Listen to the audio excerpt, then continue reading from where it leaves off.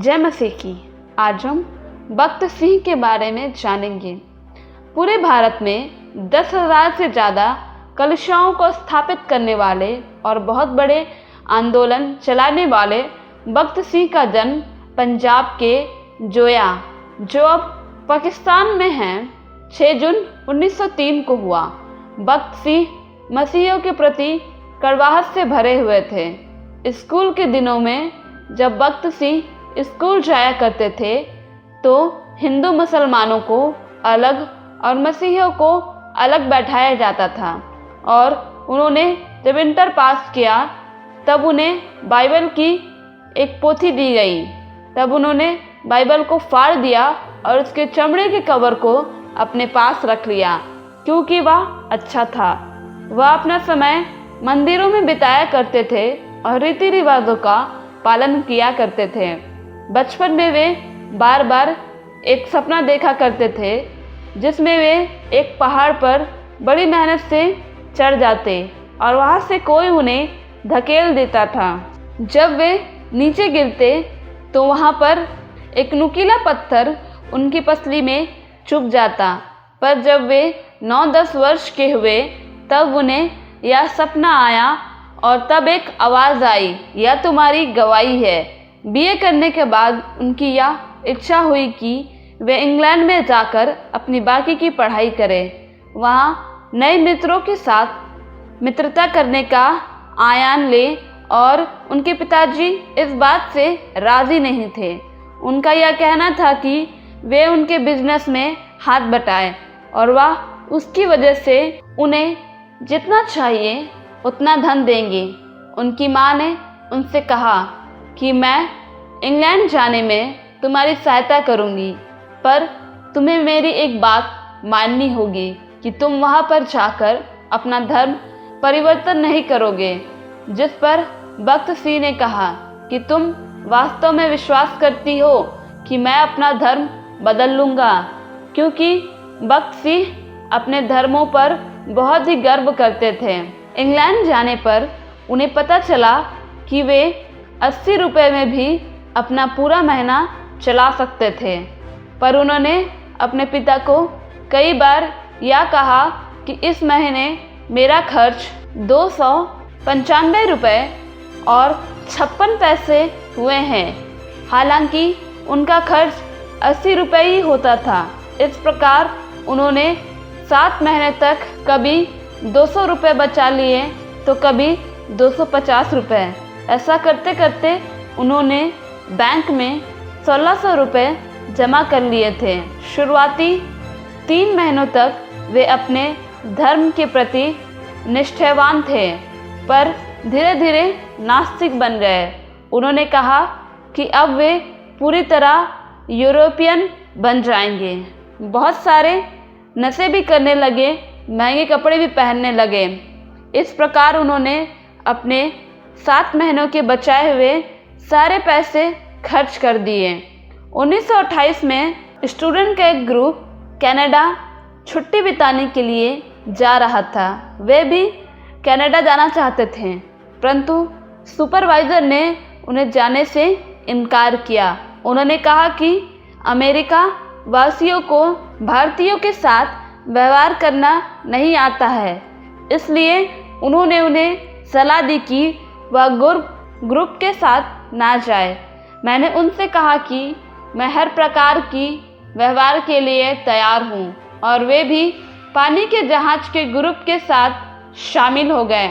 10 अगस्त 1928 में उन्होंने एक सूचना पढ़ा जिसमें लिखा था, फर्स्ट क्लास में भोजन कक्ष में दोपहर के समय एक मसीही सभा होगी। उन्होंने सोचा कि जब उनके सभी मित्र इस सभा में जाएंगे तो उन्हें भी जाना चाहिए, परंतु उनके मन में भय आ गया, क्योंकि इससे पहले वे कभी भी चर्च नहीं गए थे।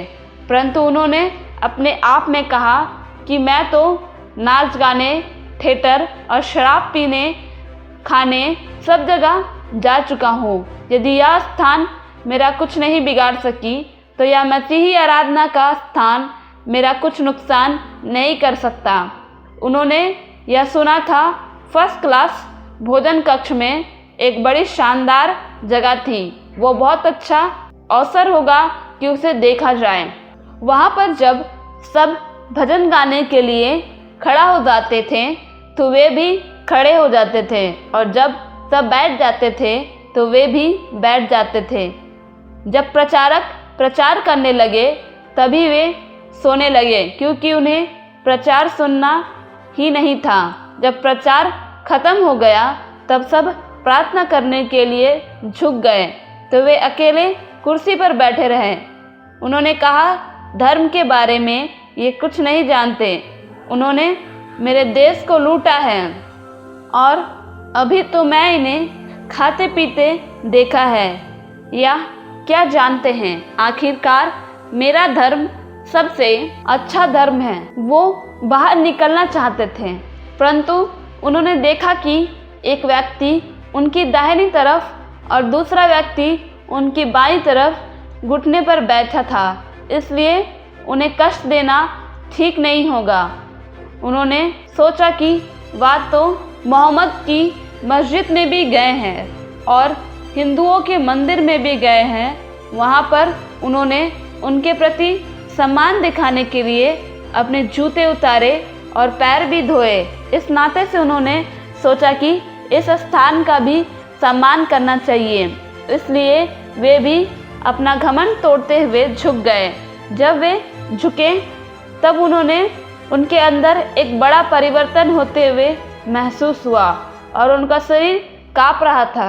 वे अपने अंदर एक ईश्वरीय सामर्थ्य को प्रवेश करते हुए और उन्हें ऊपर उतरते हुए महसूस कर रहे थे।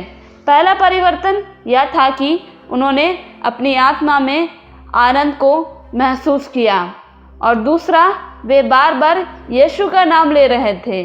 1 वर्ष बीतने पर उनका नशा करने का आदत जा चुका था और उन्होंने अपने मित्र से बाइबल मांगा, जिस पर उनके मित्र ने उन्हें अपने जेब से नया नियम निकाल कर दिया और वे नया नियम सारा दिन पढ़ते रहे और दूसरे दिन भी पढ़ते रहे और परमेश्वर के वचन में डूब गए। यूहन्ना का 3 अध्याय के पहले वचन में उन्होंने यह लिखा पाया, जहाँ पर यह लिखा था, मैं तुमसे सच सच कहता हूँ, जिस पर वे बहुत ही शर्मिंदा हुए और उन्हें अपने पापों से घृणा होने लगी और वहाँ पर बार बार पश्चाताप करने लगे। उनके गाल आंसुओं से भर गए थे और उन्होंने महसूस किया कि अब प्रभु यीशु मसीह उनके हृदय में राज्य करते हैं। 4 फरवरी 1932 को कनाडा में उनका बपतिस्मा हुआ। बपतिस्मा के बाद में जगह जगह गवाही देने लगे। अप्रैल 1932 में पहले हफ्ते में भारत के बारे में व्याख्यान देना था। सब लोग वहाँ उनसे पूछने लगे, भारत में मिशनरी सेवा कार्य के बारे में आप क्या सोचते हैं? उन्होंने बड़ी कठोरता के साथ इस बात का विरोध किया और जब वो घर आकर घुटनों पर प्रार्थना करने लगे तब उन्होंने एक आवाज़ सुनी, तू कौन होता है मेरे कार्यों में बाधा डालने वाला? तू चाहता है कि दूसरे लोग तो बलिदान करें और तू आराम का जीवन जीना चाहता है। इन शब्दों ने उनके हृदय को भेद दिया। यह बिल्कुल सही था। वे इंजीनियर बनकर वापस आने पर बहुत सारी योजना बनाकर चल रहे थे। उन्होंने यहाँ तक कहा था कि वे प्रभु को अपना सारा धन दे देंगे। प्रभु ने उनसे कहा, मुझे तेरा धन नहीं चाहिए, मुझे तू चाहिए। उन्होंने कहा, हे प्रभु, क्या तू मुझे स्वीकार करेगा? मैं हर जगह जाने के लिए तैयार हूँ, चाहे भारत हो या चीन, अफ्रीका भी मैं आपके लिए सब कुछ छोड़ सकता हूँ, अपने मित्र, रिश्तेदार एवं अपना सब कुछ। प्रभु ने कहा, तुझे विश्वास से जीना होगा, तू किसी से भी कुछ नहीं मांगेगा, यहाँ तक कि अपने मित्र से भी और ना ही रिश्तेदारों से, यहाँ तक कि एक कप कॉफ़ी भी नहीं मांगेगा। तू अपनी कोई योजना ना बना। उन्होंने कहा, हे प्रभु, एक तरफ तो आप कहते हैं कि मैं अपनी सारी संपत्ति पर दावा छोड़ दूं और आप चाहते हैं कि मैं केवल विश्वास पर जीवित रहूं। मेरी आवश्यकता कौन पूरी करेगा? प्रभु ने कहा, यह तेरा काम नहीं। इसके बाद परमेश्वर ने उनकी सारी ज़रूरतों को पूरा किया, यहाँ तक कि वे अपने करीबी मित्र से कुछ नहीं मांगे। 8 वर्ष के बाद जब वे मुंबई लौटे तब उनके माता पिता ने उनसे कहा, तुम्हारे हृदय परिवर्तन के बारे में केवल मैं और तुम्हारी माता जानती है। क्या तुम अपने आप को सिख कहोगे? तुम चर्च जा सकते हो, तुम बाइबल पढ़ सकते हो। इस पर उन्होंने कहा, क्या मैं सांस लिए बिना जी सकता हूँ? जब मसीह मेरा जीवन है तो मैं उसके बिना कैसे जी सकता हूँ? मैंने अपना सारा जीवन यीशु को दे दिया है। पर बाद में उनके पिता ने भी मसीह को स्वीकार कर लिया, क्योंकि अपने बेटे से अलग होने के बाद वे शांति की तलाश में हर बाबा और सन्यासी के पास गए तो उन्हें किसी के पास भी शांति ना मिली। पर एक दिन लाहौर में एक चर्च के पास से वे गुजर रहे थे और उस चर्च में आराधना चल रही थी। वे शांति से जाकर पीछे की सीट पर बैठ गए।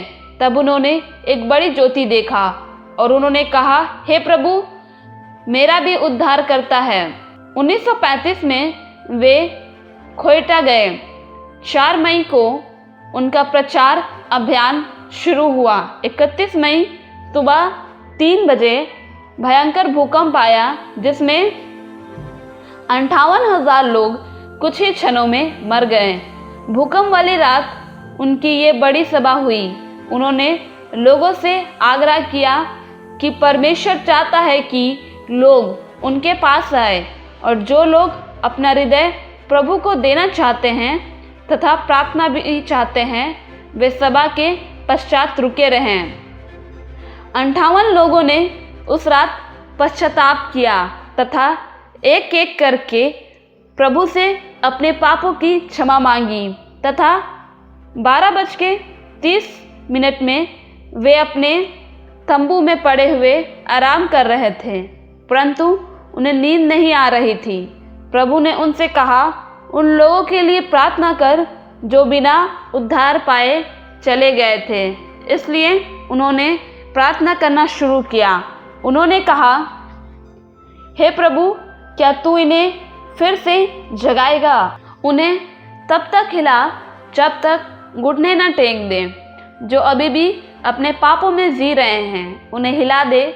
सुबह 3 बजे भूकंप आ गया। उन्होंने सोचा कि भूकंप नहीं है, परंतु परमेश्वर ने उनकी प्रार्थना का उत्तर देकर लोगों को हिला दिया। यह सब 18 सेकंड में घटित हो गया। 95% गैर मसीही मारे गए तथा मसीही केवल 8% रहे। भारत के कई हिस्सों में मसीह के सुसमाचार को फैला और कलीसिया को स्थापित किया और बहुत सारे लीडर्स को कलीसियाओं में नियुक्त किया और फिर उन्होंने बहुत सारे परमेश्वर के कार्य को किया और उनके जीवन में बहुत सारे और भी परमेश्वर के कार्य हुए। इस प्रकार से उनकी मृत्यु 17 सितंबर 2000 में हुई। इस वीडियो में अंत तक बने रहने के लिए मैं आप सभी का धन्यवाद करती हूँ। प्रभु इस गवाही के द्वारा आप सभी के जीवन को बदले और आप सभी को आशीष दे। इस वीडियो को लाइक करें, शेयर करें और चैनल को सब्सक्राइब करें।